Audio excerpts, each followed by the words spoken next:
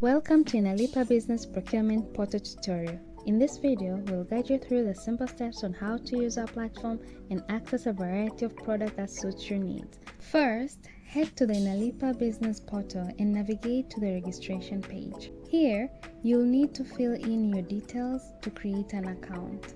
Once you have filled in all your required details, click Register button to proceed. A unique code will be sent to your phone and you will use that code to verify your phone number.